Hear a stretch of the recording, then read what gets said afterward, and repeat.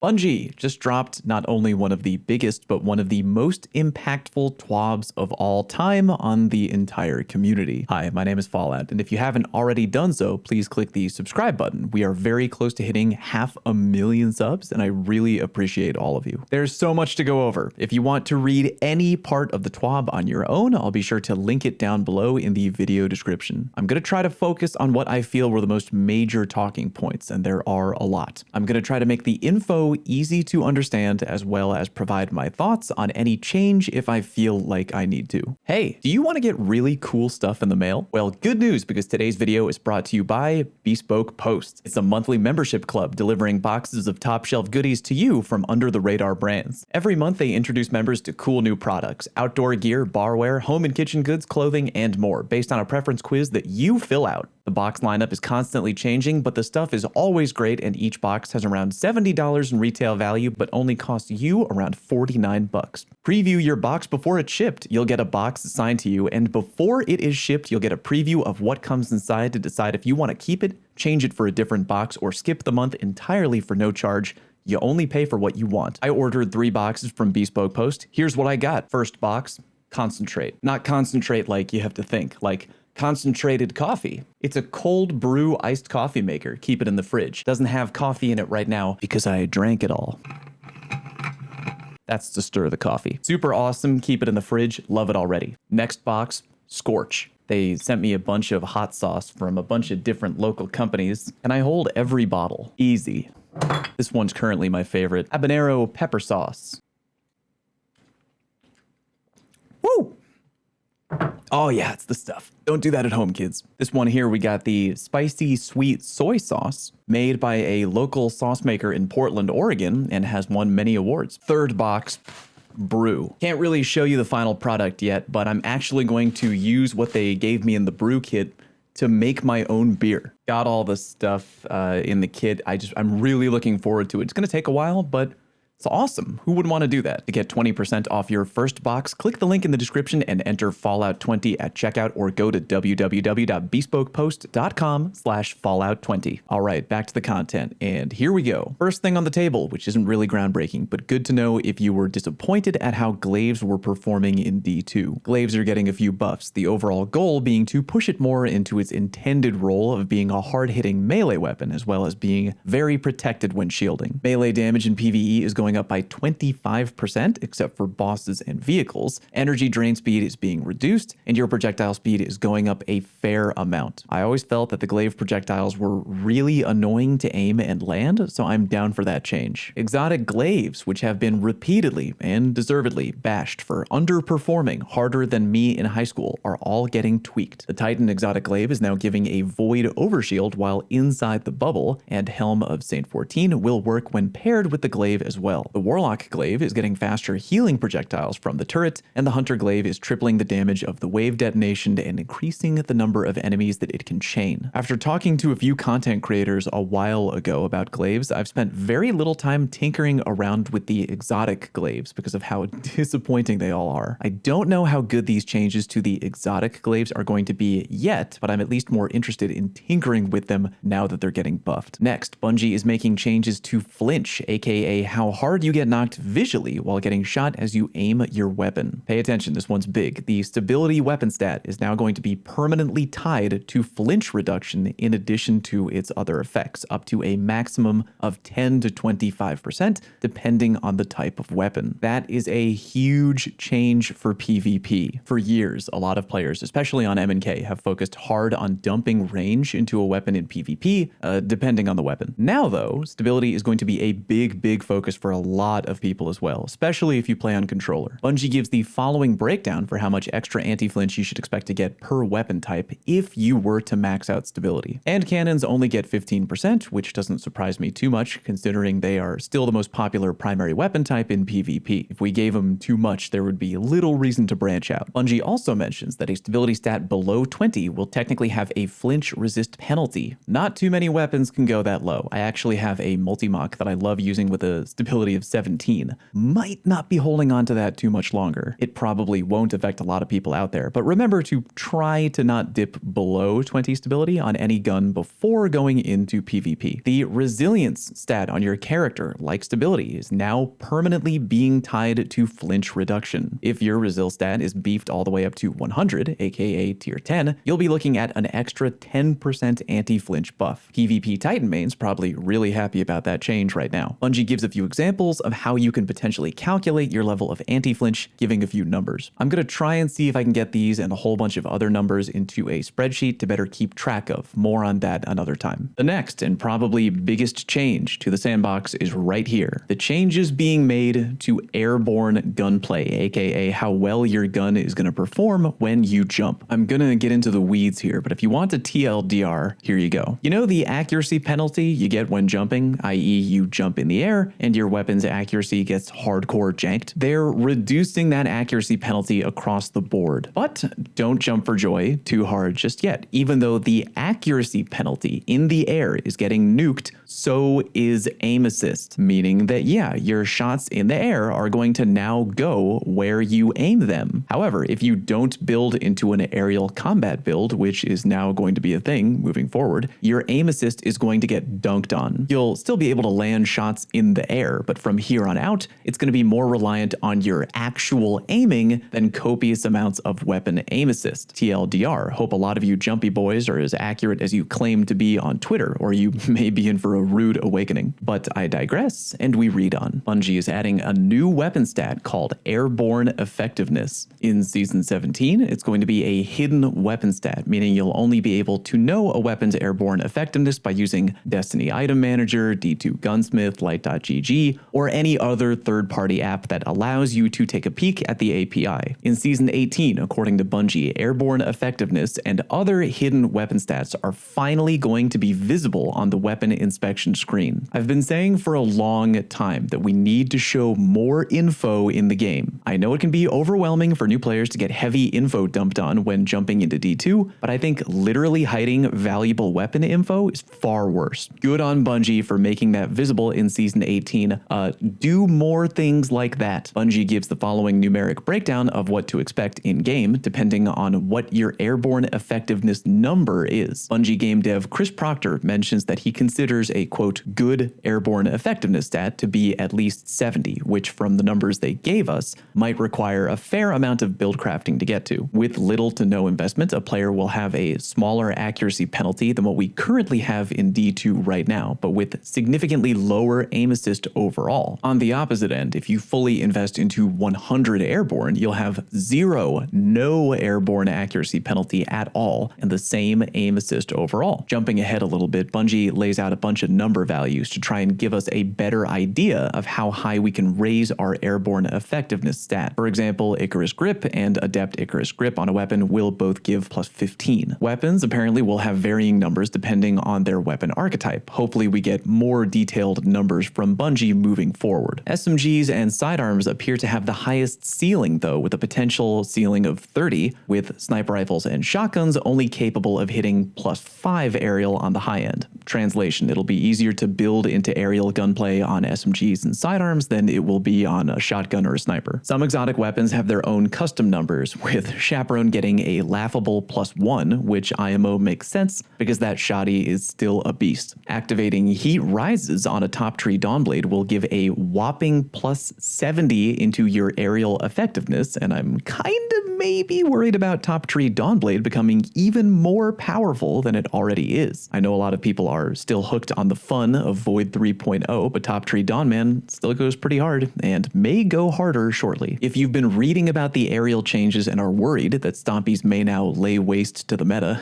get ready to either laugh or cry. Stompies are getting a -50 penalty to your overall aerial effectiveness number, meaning that by equipping them alone, you'll have to build craft just to get out of the basement. A lot of people are already freaking out on Twitter about the quote death of Stompies, and they're certainly getting affected, but remember the picture we saw earlier. The TLDR on Stompies is that even if you're at the bottom of the chart, you're still going to have a smaller accuracy penalty than what we have now. Your aim assist is going to get dragged down though, but that means that if you're accurate, I repeat, if you're accurate, then you should, in theory, be able to land shots provided that you aim them well. Bungie goes on to share more numbers about which exotics, which abilities, and perks will give what number of aerial effectiveness to your overall build. Again, a lot of numbers. I do plan on putting these numbers into a spreadsheet, ideally before Season 17. I'll put it out there eventually. Probably drop it on my Patreon first though. Shout out to my patrons, thanks for the support. Hashtag still no lemon bar. Rewinding a little bit, Bungie also goes into detail about aim assist, because again, if you don't build into your aerial combat number, your aim assist will take a beating every time that you leave the ground. They make a special point in highlighting that primary weapons will be easier to build into than special weapons. Primary weapons will get 0 accuracy cone penalty when your aerial number has hit 60, but special weapons will only hit a 0 cone penalty if you get that number up to 100. Again, regarding aim assist, Bungie mentions that if your aim assist is 0, you must be pinpoint accurate, aiming exactly at the head in order to lock up a headshot. Pellet shotgun spread is also going to be affected by the new aerial effectiveness number. If you're at 0 aerial, then your shotgun pellet spread is going to be 25% wider, aka worse, and if you're built up to 100 aerial, then your pellet spread will be at 0, aka completely unaffected. Again, the TLDR of the changes being made to aerial combat. If you don't build into it, or if your number is very low, you are still going to have a low accuracy cone penalty compared to what we have right now. But your reliance on actually aiming your shots is going to be much higher because your aim assist is going to go through the floor. To make that less of a pain point, you'll need to manually build into airborne efficiency. With decent aim, you'll land more body shots instead of crits while in the air. For a full list of aerial numbers per weapon or exotic, check the TWAB. Again, I'll work on the spreadsheet later. Quick thoughts from me regarding these very big aerial changes. This is literally a massive change, which will alter the way people play PvP from here on out. If you're watching my video right now and you're a Stompy Hunter main, you kind of have 3 choices to make right now. Either 1, really get practicing on your in-air aim. 2, switch to a weapon that maybe doesn't require headshot accuracy like the Dead Messenger, which I think a lot of people sleep on. Or 3, change to a new exotic entirely. Despite my hilarious thumbnail, shout out to my buddy Time for making that, by the way, I don't think Stompies are going to be completely buried by this change. Remember, even at aerial combat number 0, the in-air accuracy penalty is going to be less garbage than what we have in the game right now. So even with Stompies equipped, you'll have to really actually aim to land those in-air headshots, but body shots shouldn't be a problem at all. Legit, I would still rock Dead Messenger and SMG Stompies hardcore on a hunter. But of course, I won't know for sure how completely different everything will feel until next season. I think it's a bold call for Bungie to make this change, but I get why they're doing it. They're essentially calling the bluff of a lot of PvP players out there. The offer they're giving is simple. You want us to remove the in-air accuracy penalty that y'all complain about? Fine, we just carved it a new beehole, but the trade-off is aim assist is going bye-bye. So you'll land shots in the air provided you're actually accurate and not just leaning in hard on aim assist. One more thing, I think now more than ever, we 100% need to think moving forward about making sure that all this important info is available in-game. A ton of New Light players I've talked to don't even know what the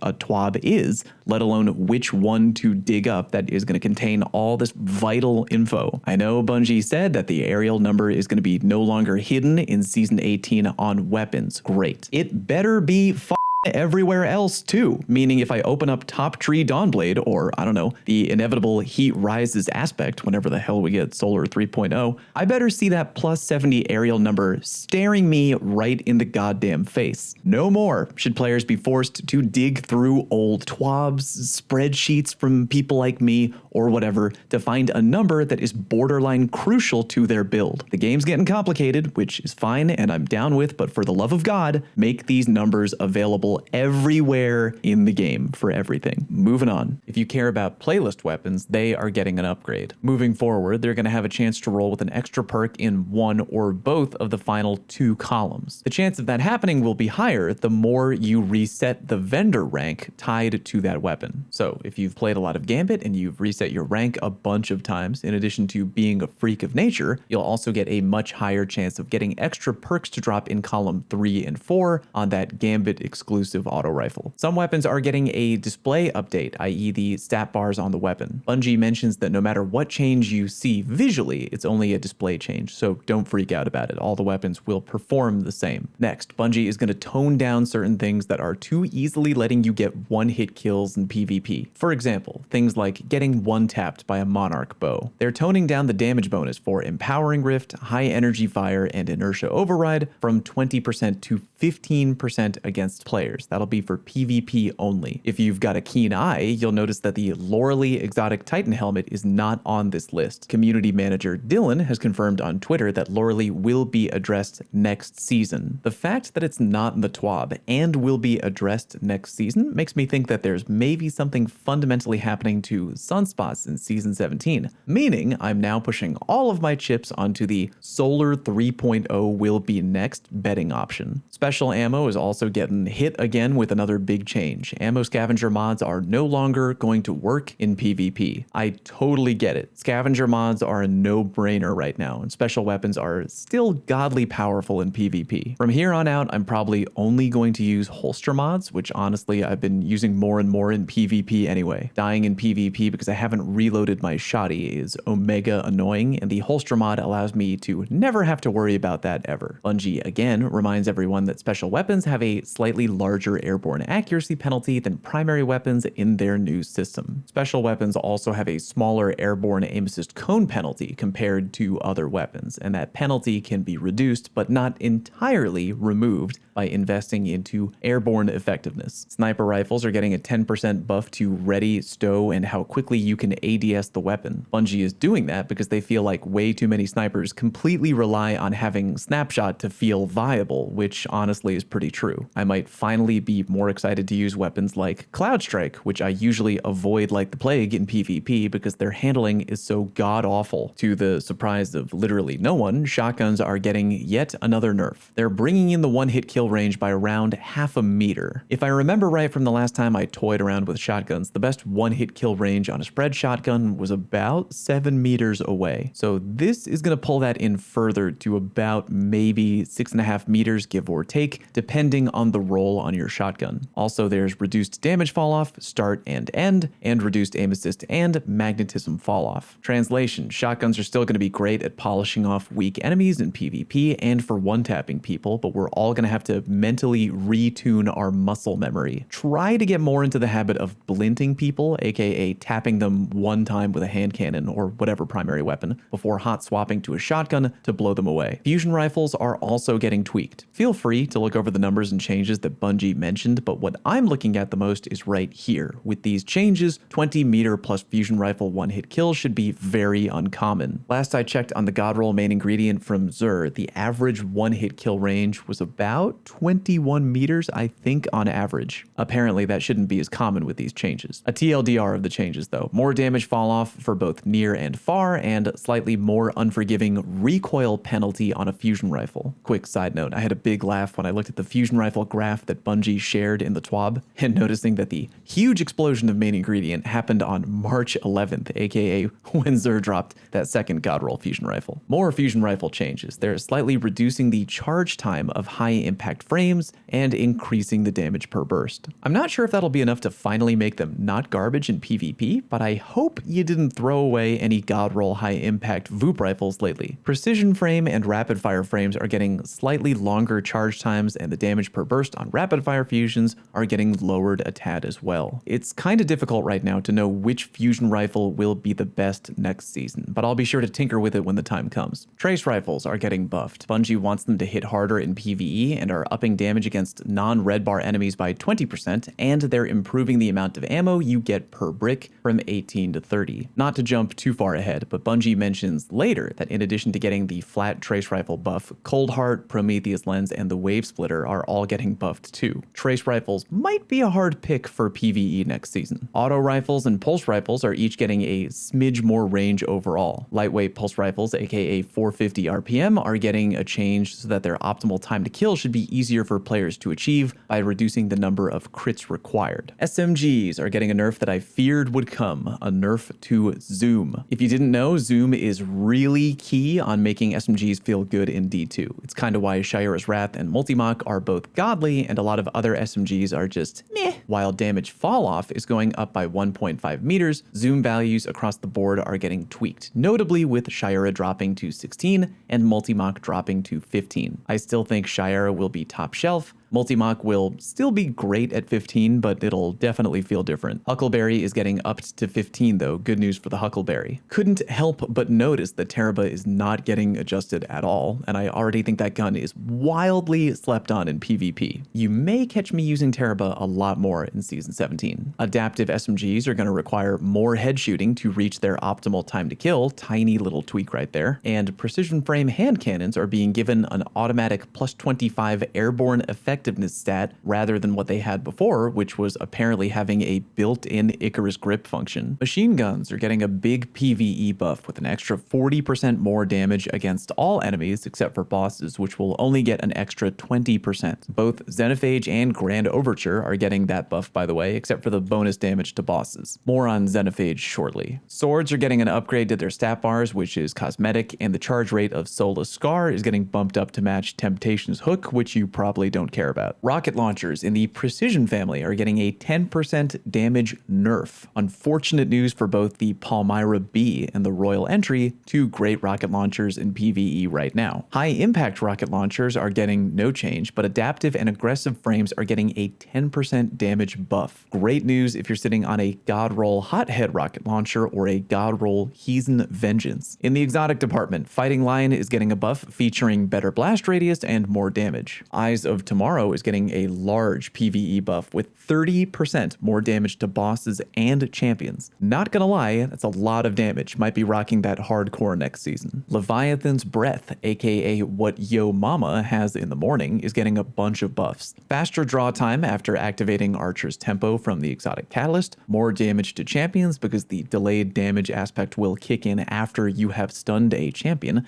and just more damage across the board to champions by 50%. Bungie mentions that overall, with every change here, Leviathan damage versus champions is going to be roughly doubled. Definitely keep that in mind when running GMs next season. Xenophage is getting its former nerf reverted, i.e. it's going to fire faster now, and the damage per shot is going back to what it was before. It won't get the damage buff against bosses, but it will get that other machine gun buff mentioned earlier. Due to the changes mentioned earlier to high energy fire or empowering rift, Le Monarch is getting a 60 resil gate on one-tapping a Guardian in PvP with a damage buff. Translation: don't want to get one-tapped by Monarch in PvP? Put on 6 resil. While poison tick damage against players is going down by 25%, it's going up in PvE by a whopping 50%. On top of that, they mentioned that they're changing the Monarch tick damage from burn to poison. Now that might not seem like a big change, but holy shit, I'm like 90% sure that with that change, Monarch will be able to pair together with the Necrotic Grip Warlock exotic, which would be an insane combo already, let alone with a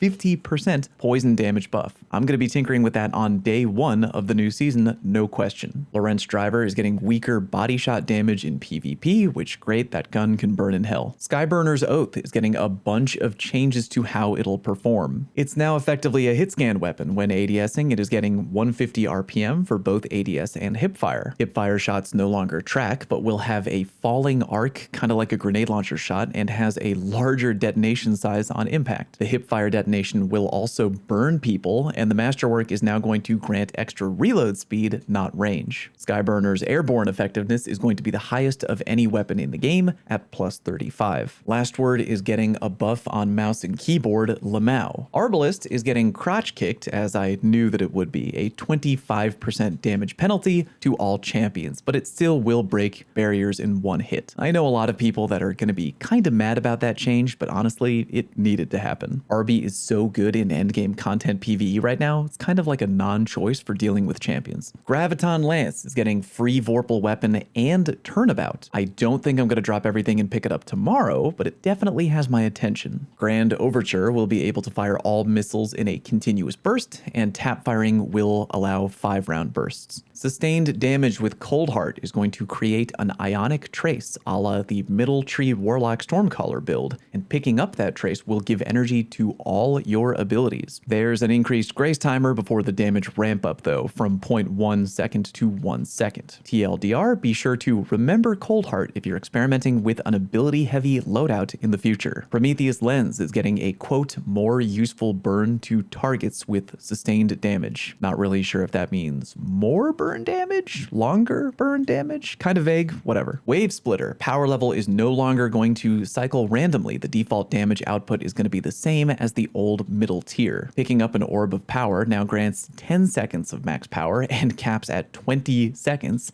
And cherry on top, when picking up an orb, you will suppress targets that you shoot with the Wave Splitter. That combined with the Trace Rifle buff mentioned earlier, kinda really interested in using Wave Splitter in PvE. Osteostriga's projectiles were shipped rotated by 90 degrees, hashtag Lamau Bungie, and Lord of Wolves is getting a 25% damage fall off penalty. Moving on to perk changes. I already mentioned Bungie's sniper rifle change to make snapshot feel less mandatory. Opening shot is getting targeted to reduce how mandatory they feel on shotguns in PvP. They're taking away the damage fall off scaler, but giving a little bit more range to compensate. TLDR, you'll feel the perk giving you more of a range bump unless the range is already capped, but it won't let weapons push completely outside of their intended engagement ranges. I'm gonna go ahead and guess that most of my opening shot shotties are gonna feel kinda bad now. Full Choke is getting a 0.0125 widening of its pellet spread angle. I feel like that'll barely feel like a change at all, but alrighty then. I'll go ahead and give y'all more thoughts on shotguns and barrel perks in Season 17, by the way. Smoothbore is getting its spread penalty brought in a tad from 1.1 to 1.075, but I still probably won't use it. Desperado is getting slowed down as Bungie hopes they can add it to other weapons without feeling like they're completely breaking the game. For me, that means my God Roll Messenger just got a little bit worse for PvP. Look on the bright side though, at least the damage penalty in PvE is getting completely taken away. Air Assault, a perk long made fun of by the community for being terrible, is coming back and will now grant up to 60 airborne effectiveness when wounded. That is a big number. Stompy Hunter mains invest in Air Assault. Mulligan is getting bumped up from 20% to 35% on primary ammo weapons, but no change at all for special or heavy. Compulsive Reloader is getting its reload buff bumped up from 40 to 35 and a 0.95 times reload animation scaler. Some heartless degenerate has informed the community about a shotgun that can go way too hard with Adagio. Naturally, that kind of tomfoolery cannot stand, and Adagio is being toned down on shotguns from 30 to 20%. As mentioned earlier, Icarus Grip will now give a plus 15 airborne effectiveness stat, while Adept Icarus will give plus 15 and also a plus 5 handling bump. I feel like I want to die right now, but we are nearing the end. Certain weapons are leaving the loot pool in Season 17 and 18. You might be mad about that because Palindrome and other great guns are on that list, but at least Bungie's giving us the heads up about it this time. Go ahead and take a look at the following screenshots. If any weapon being removed is one that you want a God roll for, go ahead and make a mental note to try and grind for one before it goes away. On Tuesday, April 26th, i.e. next Tuesday, a patch is coming out, and here is what will get changed. The cooldown on Axion bolts is going from 91 to 152 seconds. Ouch. I totally get it though. Axion bolt abuse is really easy to take advantage of in PvP right now. I kind of feel bad though. It seems the change will be for PvP and PvE. Kind of brutal. The Titan Barricade base cooldown when paired with the Bastion Void aspect is going from 53 to 82 seconds. TLDR, overshield abuse is going to go down a fair amount in PvP. Offensive Bulwark now gives 60% less bonus grenade energy regeneration in PvP, and Whisper of Chains is now only going to give a 15% incoming DR buff against players, down from 25%. They do note that that change is only for PvE. Finally, the renewal grasps are getting mollywopped. When equipped, your Duskfield cooldown will go from 62 to 152 seconds. On top of that, the outgoing damage penalty applied to player victims in the Duskfield zone is being brought down from 50 to 20%. Again, that is only for PvP. Renewal grasps have been unreal annoying in PvP lately, and I'm very glad they're getting destroyed this Tuesday, not in Season 17. And we're done. There's more in the TWAB for sure, but unless you really care about Gambit Labs or Movie of the Week,